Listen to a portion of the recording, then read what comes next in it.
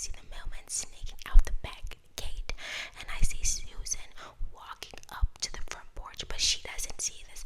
Susan's just a little bit oblivious. She's not the brightest one. She didn't see that. She was too busy looking at all the bottles of alcohol she had just bought, smiling and probably thinking about the fact that she's going to hide in her closet and down it while her kids are downstairs watching SpongeBob. Ugh. But that's just, a little gossip that people have been saying. I try not to listen to the gossip, but that's Susan, your neighbor, so feel free to introduce yourself, but not after 5, because by then she's completely drunk out of her mind and won't be able to make any type of coherent sentence. She's just gone to the word for now. When she's drunk as a skunk, she won't be able to say anything or hear anything. You'll go over there and introduce yourself. Hi Susan, how you doing? I'm your new neighbor. And she'll say, nice to meet you. And the next day she won't even remember that you even came over. That's how drunk she gets. But that's just neighborhood gossip. I try to stay away from it. I try to stay away from it. The guy across the street, William, he is divorced. His wife took him for everything except for the house, because she doesn't need the house while she's in the Bahamas with like 10 different guys every night. Last time I heard, she went off with a bartender.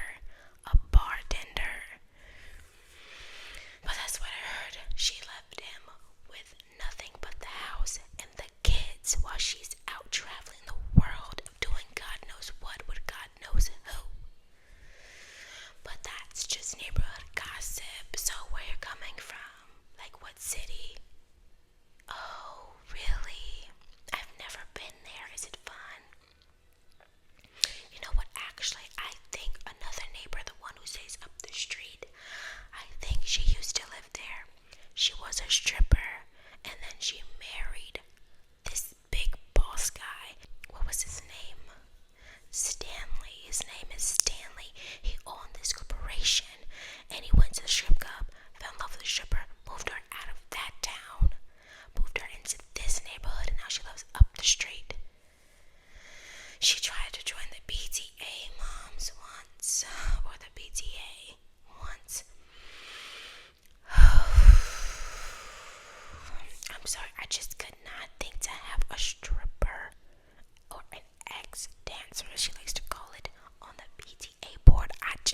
We would be the laughing stock. I could never. So I politely told her, no, not in a million years, you whore. But I said it very politely, very, very politely. So, have you talked to any other neighbors? Oh, you met one. Oh, Richard, I don't think I know Richard. Oh, did he have a wife? What was her name? Michelle and Richard. Michelle Stevenson. Oh, cute, perky blonde, always jogging around in her little crop top and tight spandex. She was with her husband today. Oh, that's so surprising, because usually she's with every other woman's husband. I see her all the time, going in and out of these houses late at night, because I like to watch the neighborhood to make sure there's no suspicious activity going on. I always see her jogging late at night, leaving out of this house, leaving out of that house, running her way this way, running her way that way. So now she has a husband. I didn't know the first time I met her. I thought she was single the way she was moving.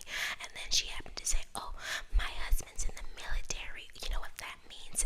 She gets the house to herself most months. No kids, husband's in the military. Well,